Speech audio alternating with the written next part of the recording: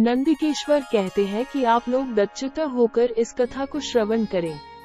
भादो शुक्ल चतुर्थी को सदैव सावधानी पूर्वक गणेश जी के शुभदायक व्रत को करें। हे विप्रवर, नर अथवा नारी जो भी इस व्रत को करते हैं वे तुरंत ही कष्टों से छुटकारा पा जाते हैं। उनके सभी कलंकों का शमन एवं विघ्न निवारण होता है।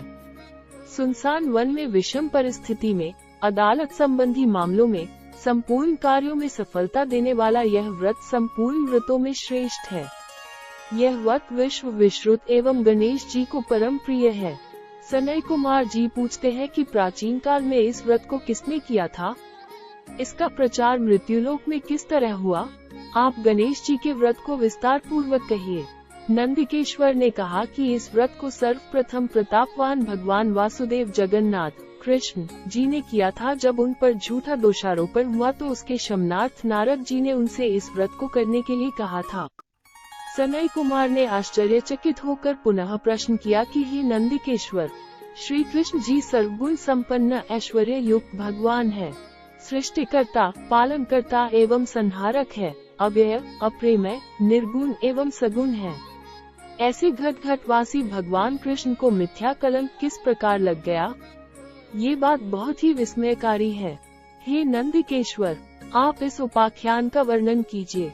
नंदिकेश्वर कहने लगे, पृथ्वी का भार हरण करने के लिए भगवान मनाम विष्णु और हलधर बलराम जी ने वसुदेव के पुत्र रूप में अवतार धारण किया। मगध सम्राट जरासंध के बार बार आक्रमण करने के कारण कृष्ण जी ने विश्वकर्मा द्वारा समुद्र में स्वर्ण निर्मित द्वारिकापुरी बनवाई। उस पुरी में 16,000 रानियों के लिए 16,000 सुंदर महलों को निर्मित कराया। उन रानियों के निवास के उपभोग के निमित्त पारिजात वृक्ष का आरोपण कराया। इसके अतिरिक्त 56 करोड़ यादवों के लिए 56 करोड़ भवनों की व्यवस्था की और अन्य ब्राह्मण, क्षत्रिय, वैश्य एवं शूद्रादि लोगों के निवास का भी प्रबंध करवाया, जहां जनता शांति पूर्वक बसती थी। त्रैलोक्य में उपलब्ध होने वाली जितनी वस्तुएं थी सभी का वहां संग्रह किया गया था। उस द्वारिकापुरी में उम्र नामक यादव के सत्राजित और प्रसेन नामक 2 पुत्र हुए। समुद्र तट पर स्थित भाव से सूर्य नारायण को प्रसन्न करने के लिए वीर्यवान सत्राजित तपस्या करने लगे। वे निराहार रहकर सूर्य की ओर टकटकी बांधकर आराधना करने लगे। भगवान सूर्य प्रसन्न होकर सत्राजित के समक्ष प्रकट हुए। सत्राजित भी अपने आराध्य के दर्शन से बहुत प्रसन्न हुए। सत्राजित स्तुति करने लगे कि हे तेजपुंज, हे स्वतः प्रकाशवान, हे काश्यपे, हे हरिदृश, आपको मेरा बारंबार प्रणाम है। हे ग्रहराज, हे चंद्रमा को प्रकाशित करने वाले, हे वेदत्रयी स्वरूप, हे संपूर्ण देवों के अधिपति, आपको मेरा नमस्कार है। हे देवराज, आप मेरे पर प्रसन्न हो। हे दिवाकर, आपकी कृपा दृष्टि मेरे ऊपर हो जाए। सत्राजित की ऐसी स्तुति से भगवान सूर्य ने सत्राजित से शांत, गंभीर एवं मधुर वाणी में कहा कि हम तुम्हारे ऊपर बहुत प्रसन्न हैं। तुम्हारी जो अभिलाषा हो वो हमसे मांग लो। हे महाभाग्यशाली सत्राजित, हम तुम्हारी आराधना से संतुष्ट हैं। अब तुम इस सुंदर रत्न को ले लो, ये देवों को भी अप्राप्य है। ऐसा कहकर प्रसन्न मन से भगवान ने अपने कंठ से मणि उतारकर उसे दे दी।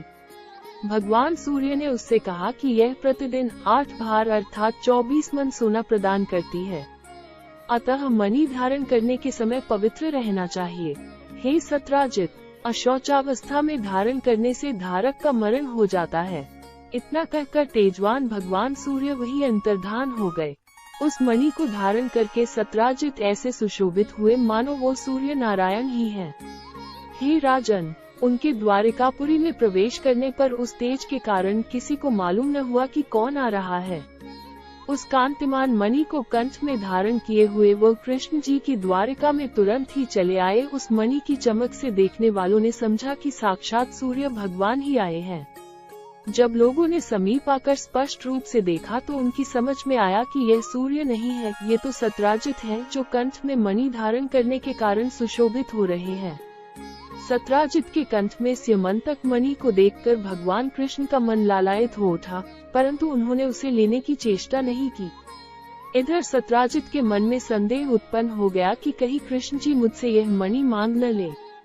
इस भय से उसने उस मणि को अपने भाई प्रसेनजित को दे दिया, साथ ही उसे पवित्र रहकर पहनने के लिए सावधान भी कर दिया। एक समय की बात है कि प्रसेनजित उस मणि को पहने हुए ही कृष्ण जी के साथ वन में आखेट के लिए गए। अशुचिता के कारण अश्वारूढ़ प्रसेनजित को एक शेर ने मार डाला। उस सिंह को रत्न लेकर जाते देखकर जाम्बवान ने मार डाला। जाम्बवान ने उस मणि को गुफा में लाकर अपने बेटे को दे दिया। इधर श्री कृष्ण जी अपने सहयोगी शिकारियों के साथ द्वारिका में लौट आए। समस्त द्वारिकावासियों ने अकेले कृष्ण को आया देखकर ऐसा अनुमान लगाया कि मणि के लोभ में कृष्ण ने प्रसेनजित की हत्या कर डाली है। ऐसा कौन सा अधर्म है जो लोभी के लिए करनीय न हो। लोभी तो अपने गुरुजनों का भी वध कर डालता है। इसी प्रकार की चर्चा सब लोग करने लगे। झूठे दोषारोपण से कृष्ण जी के मन में बहुत ही दुख हुआ और वे किसी से बिना कुछ कहे सुने लोगों को साथ लेकर नगर से बाहर चले गए। वन में जाकर कृष्ण ने देखा कि एक स्थान पर प्रसेनजित सिंह द्वारा मृत होकर पड़े हैं। सवारी के साथ प्रसेनजित के पद चिन्हों के सहारे वहां गए जहां ऋक्ष ने सिंह को मारा था। रक्तबिंदु के आधार पर श्री कृष्ण उसकी गुफा में घुस गए। ऋक्षराज की गुफा बहुत ही भयंकर थी और उसमें गहन अंधेरा था, अतः प्रजाजनों को गुफा द्वार पर छोड़कर भगवान कृष्ण अकेले ही उसमें प्रविष्ट हो गए। अपने तेज से अंधकार निवारण करते हुए भगवान उस गुफा में 400 कोस तक चले गए। वहां पहुंचने पर उन्होंने रमणीक स्थान एवं महल को देखा। वहां पर जाम्बवान का पुत्र सुंदर पालने में झूल रहा था और पालने में मणिरत्न लटक रहे थे। बालक के उस खिलौना स्वरूप मणि को लेने के लिए भगवान कृष्ण उसके निकट खड़े हो गए। रूप लावण्य से पूर्ण कमलनयनी किशोरी उस पालने को झुला रही थी। वो मन मुस्कान भी बिखेर रही थी। ऐसी नवयुवती बाला को देखकर कृष्ण जी विस्मित हो गए। वो कमल मुखी बाला धीरे धीरे कह रही थी कि लाडले, तुम क्यों रो रहे हो? देखो, प्रसेनजित को सिंह ने मार डाला और सिंह को हमारे पिताजी ने मारकर ये स्यमंतक मणि तुझे खेलने के लिए ला दी है। कमल नयन भगवान कृष्ण को देखकर वो वाला कामातुर होकर धीरे धीरे प्यार भरी बात कहने लगी कि मेरे पिता की दृष्टि पड़ने से पहले ही आप यहाँ से चले जाइए। ये सुनकर प्रतापवान कृष्ण जी हंसकर अपना 5 जन्य शंख बजाने लगे। उस शंखनाद से ऋक्षराज घबराकर उठ बैठा और उनके पास चला आया। फलस्वरूप भगवान कृष्ण और जाम्बवान में परस्पर तुमुल युद्ध होने लगा। इस दृश्य से सभी नारियां चीत्कार करने लगी और गुफा के नागरिक आश्चर्य में पड़ गए। उधर गुफा द्वार पर कृष्ण की प्रतीक्षा कर रहे पुरजन उन्हें मृत समझकर 7वें दिन द्वारिका लौट गए। वहां पहुंचकर उन लोगों ने उनका मृतक कर्म कर डाला। इधर गुफा के अंदर भगवान कृष्ण और ऋक्षराज में 21 दिनों तक लगातार मल्लयुद्ध होता रहा। भगवान कृष्ण ने ऋक्षराज के युद्धोन्माद को क्षीण कर दिया। त्रेतायुग की बातों का स्मरण कर जाम्बवान ने भगवान को पहचान लिया। जाम्बवान कहने लगे कि मैं सभी देवों, दैत्यों, यक्षों, नागों, गंधर्वों, पिशाचों और मरुद्गणों से अपराजय हैं। वे लोग मेरे पराक्रम के समक्ष नहीं टिक सकते। हे देवाधिदेव, आपने मेरे पर विजय पाई है, इससे आपका देवाधिपति होना निश्चित है। मैं समझ गया कि आप में भगवान विष्णु का तेज है, किसी अन्य में इतना बल नहीं हो सकता। जिसके किंचित कृपा कटाक्ष से चारों पदार्थ सुलभ हो जाते हैं, उसके किंचित रोष से घड़ियाल, मगरमच्छ आदि जीव व्याकुल हो गए और अथाह सागर भी विक्षुब्ध हो उठा। उस सागर ने अपनी धृष्टता के लिए क्षमा याचना की और सेना के लिए मार्ग प्रदान किया। आपने सेतु बांधकर अपने यश को उज्जवल किया और सैन्य दल के साथ लंका पर आक्रमण करके राक्षसों का अपने बाणों द्वारा शिरच्छेदन किया। आप त्रेतायुग के वही धनुर्धारी राम हैं। हे महाराज, जब जाम्बवान ने पहचान लिया तो उससे देवकी नंदन श्री कृष्ण जी कहने लगे। भगवान कृष्ण ऋक्षराज के मस्तक पर अपना कल्याणकारी हाथ फेरते हुए उससे प्रेम पूर्वक कहने लगे, हे ऋक्षराज, इस मणि के कारण मुझे झूठा कलंक लगा है। उसी कलंक के निवारणार्थ मणि प्राप्त करने के लिए मैं तुम्हारी गुफा में आया है। भगवान की बात सुनकर जाम्बवान ने प्रसन्नता पूर्वक अपनी कन्या जाम्बवती को उन्हें समर्पित करके दहेज स्वरूप मणि भी दे दी। भगवान कृष्ण ने कन्या और मणि ग्रहण कर जाम्बवान के दुर्लभ ज्ञान का उपदेश देकर जाने का विचार किया। भगवान कृष्ण के जाने से पहले जाम्बवान ने अपनी कन्या का पाणी ग्रहण उनके साथ कर दिया। जाम्बवती के साथ मणि लेकर भगवान कृष्ण प्रसन्न मन से द्वारिका आए। जिस प्रकार किसी मृतक के पुनरुज्जीवित होने पर उसके परिवार वालों के हर्ष की सीमा नहीं रहती, वही अवस्था कृष्णा को देखकर द्वारिकार वासियों की हुई। श्री कृष्ण को धर्मपत्नी के साथ मणि लेकर लौटा देखकर सभी लोग उत्सव मनाने लगे। भगवान कृष्ण प्रसन्न होकर मित्र वर्ग के साथ सुधर्मा सभा अर्थात यादवों की राज्यसभा में आए। वहां उन्होंने मणि के गायब होने और उसकी पुनः प्राप्ति की सारी घटना को कह सुनाया। भगवान कृष्ण ने राज्यसभा में उपस्थित सत्राजित को अपने पास बुलाकर उसे वो मणि दे दी। यादव संसद सदस्यों के सामने मणि देकर भगवान झूठे कलंक के दोष से मुक्त हो गए। सत्राजित बुद्धिमान थे। मणि पाकर उन्हें लज्जा आई, जिसके फलस्वरूप उन्होंने अपनी कन्या सत्यभामा का विवाह श्री कृष्ण के साथ कर दिया। इसके बाद शतधन्वा, अक्रूर आदि दूषित हृदय वाले यादव मणि प्राप्ति के लिए सत्राजित से शत्रुता करने लगे। एक बार की बात है कि श्री कृष्ण जी कहीं गए हुए थे। उनकी अनुपस्थिति में पापात्मा शतधन्वा ने सत्राजित की हत्या करके मणि अपने कब्जे में कर ली। श्री कृष्ण के लौटने पर सत्यभामा ने उन्हें सारी बातें बतलाई। एक बार नगर में पुनः चर्चा उठी कि ये कृष्ण भीतर से तो काले अर्थात कलुषित हृदय वाले हैं और ऊपर से सीधे दिखते हैं। तब भगवान कृष्ण ने बलदेव जी से कहा कि भैया, शतधन्वा ने सत्राजित का वध कर डाला है, अतः अब वो मणि के साथ पलायन करने वाला है। शतधन्वा ने सत्राजित की हत्या करके हम लोगों की मणि का अपहरण कर लिया है। वो मणि हम लोगों के लिए भोग्य है, इसमें कोई संदेह नहीं है।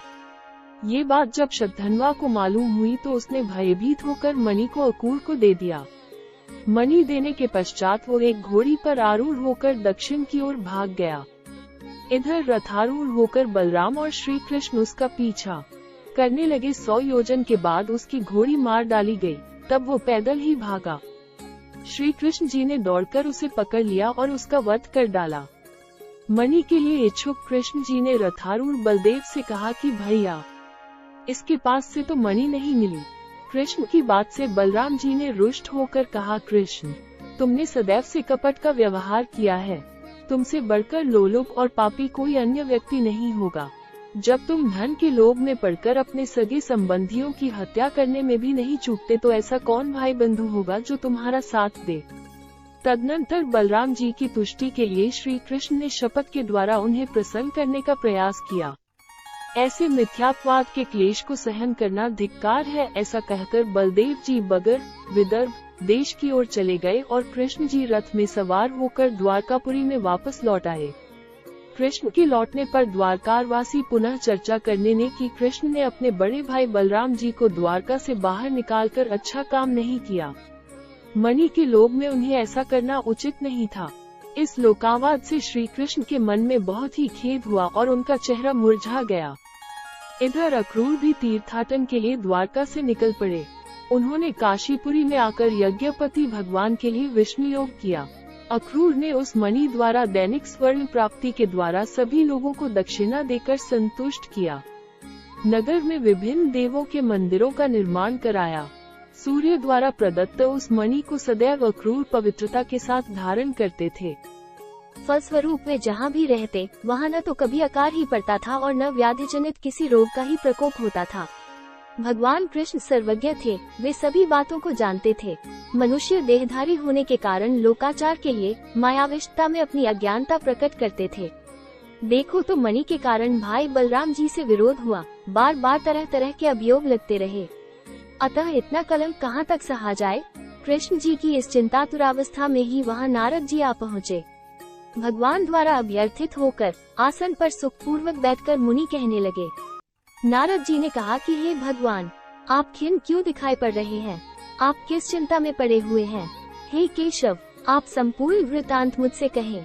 श्री कृष्ण जी ने कहा कि हे देवर्षि नारद, मुझे बार बार अकारण कलंक लग रहा है, इस कारण मुझे अत्यंत पश्चाताप है।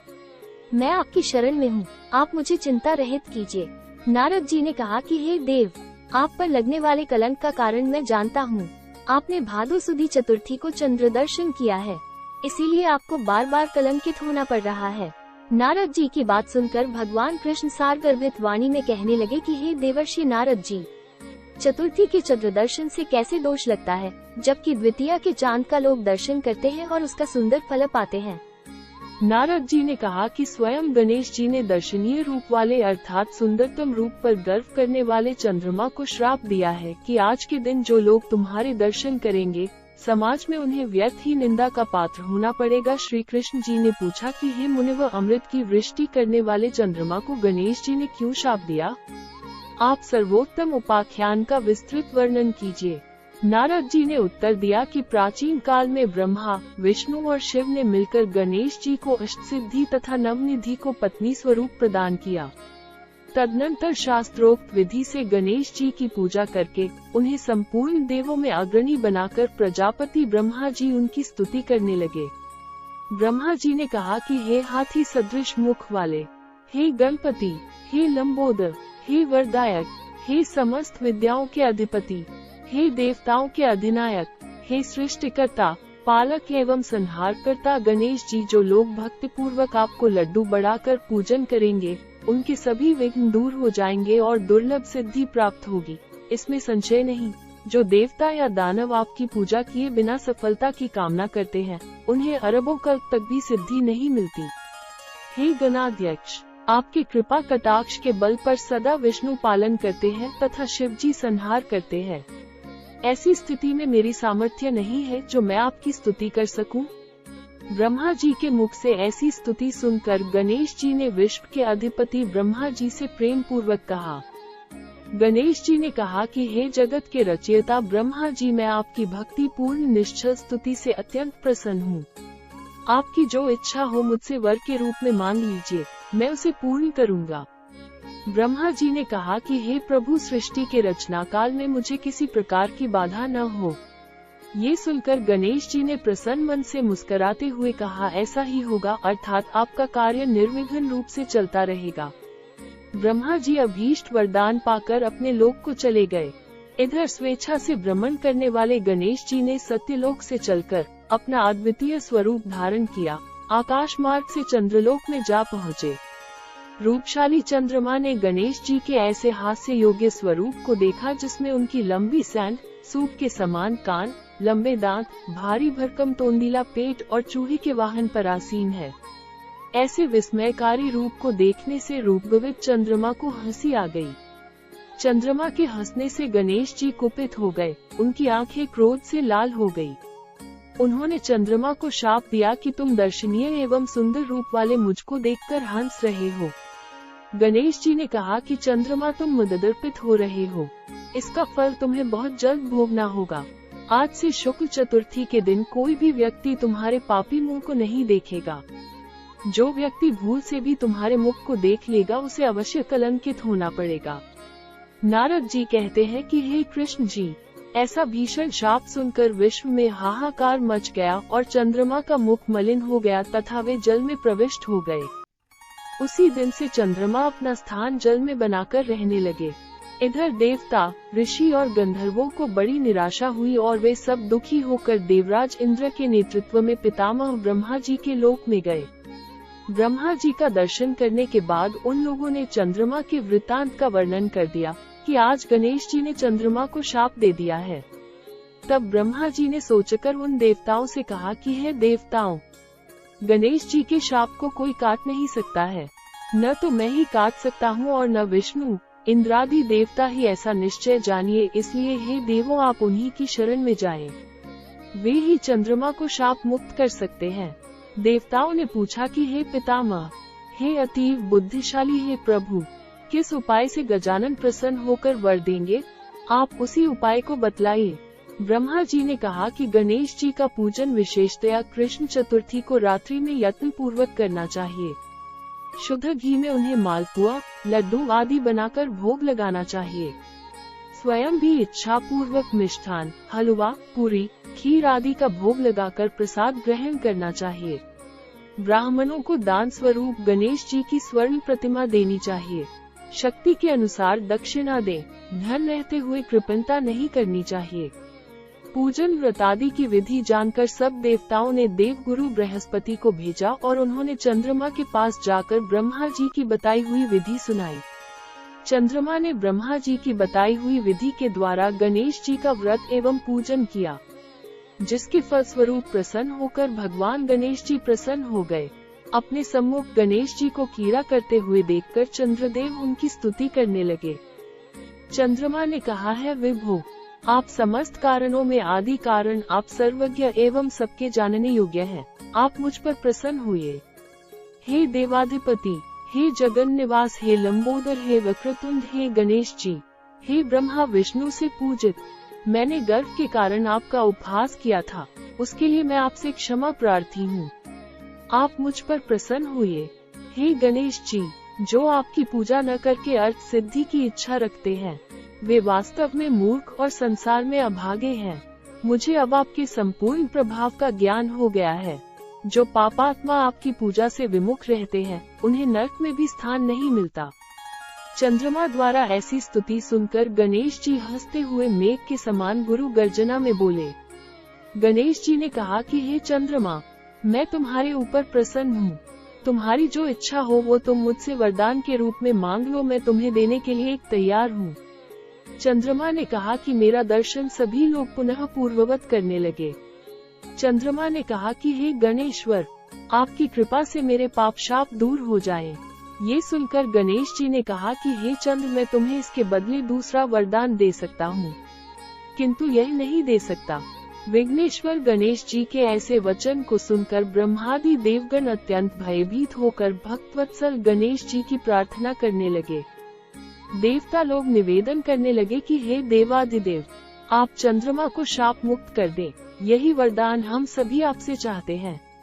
आप ब्रह्मा जी के बड़प्पन का विचार कर चंद्रमा को शापामुक्त कर दें। देवताओं की बात सुनकर गणेश जी ने बड़े ही आदर के साथ कहा कि आप लोग मेरे भक्त हैं, अतः मैं आप लोगों को अभीष्ट वर प्रदान करता हूँ। गणेश जी ने कहा कि जो लोग भादो सुदी चौथ को चंद्रमा का दर्शन करेंगे, उन्हें मिथ्या कलंक तो अवश्य ही लगेगा, इसमें कोई भी संदेह नहीं है। किंतु महीने के आरंभ में शुक्ल द्वितीया के दिन जो व्यक्ति हर महीने में निरंतर तुम्हारा दर्शन करते रहेंगे, उन्हें भादो सुदी चौथ के दर्शन का दुष्परिणाम नहीं भोगना होगा। नारद जी कहते हैं कि हे कृष्ण, तभी से द्वितीया के दिन सब लोग आदर पूर्वक चंद्र दर्शन करने लगे। स्वयं गणेश जी ने द्वितीया के चंद्र दर्शन की महत्ता का वर्णन किया है। किंतु दूज के चंद्रमा का दर्शन करने वाले जो पापात्मा भाद्र शुक्ल चतुर्थी को तुम्हारा दर्शन करेंगे, उन्हें 1 वर्ष के भीतर ही मिथ्या कलंक का भागी होना पड़ेगा। इसके पश्चात चंद्रमा ने गणेश जी से पुनः पूछा कि यदि ऐसी घटना घटित हो जाए तो हे देवाधिपति, आप किस उपाय से प्रसन्न होंगे, ये बताने की कृपा कीजिए। श्री गणेश जी ने कहा कि कृष्ण पक्ष की प्रत्येक चतुर्थी को जो लोग लड्डू का भोग लगाकर मेरा पूजन करेंगे और विधि पूर्वक रोहिणी के साथ तुम्हारी पूजा करेंगे, जो लोग मेरी स्वर्ण प्रतिमा का पूजन करके कथा श्रवण करेंगे एवं ब्राह्मण भोजन कराकर उन्हें दान देंगे, तो मैं सदैव उनके कष्टों का निवारण करता रहूंगा। यदि स्वर्ण प्रतिमा निर्मित कराने की क्षमता न हो तो मिट्टी की प्रतिमा का विविध सुगंधित फूलों से मेरी पूजा करें, फिर प्रसन्न मन से ब्राह्मण को भोजन कराकर विधि पूर्वक पूजन के बाद कथा सुनकर वर्णिक द्वारा ब्राह्मण को समर्पण करें कि हे देवदेव गणेश जी, आप हमारे इस दान से प्रसन्न होइए और सदैव सभी समय हे देव, आप हमारे कार्यों को निर्विघ्न पूरा करें। आप सम्मान, उन्नति, धन धान्य, पुत्र पौत्रादि देते रहें। हमारे वंश में विद्वान, गुणी और आपके भक्त पुत्र उत्पन्न होते रहें। तदनंतर ब्राह्मण को यथाशक्ति दान की दक्षिणा दें। नमकीन पदार्थों से विरहित होकर लड्डू, मालपुआ, खीर आदि मीठे पदार्थों का ब्राह्मण को भोजन कराकर स्वयं इच्छानुसार भोजन करें तथा इस प्रकार व्रत रहकर पूजन करें, तो मैं सदा विजय, कार्य में सिद्धि, धन धान्य, विपुल संतति देता रहूंगा। इस प्रकार कहकर सिद्धि विनायक गणेश जी अंतर्धान हो गए। नारद जी ने कहा कि हे कृष्ण जी, आप भी इस व्रत को कीजिए, आपका कलंक छूट जाएगा।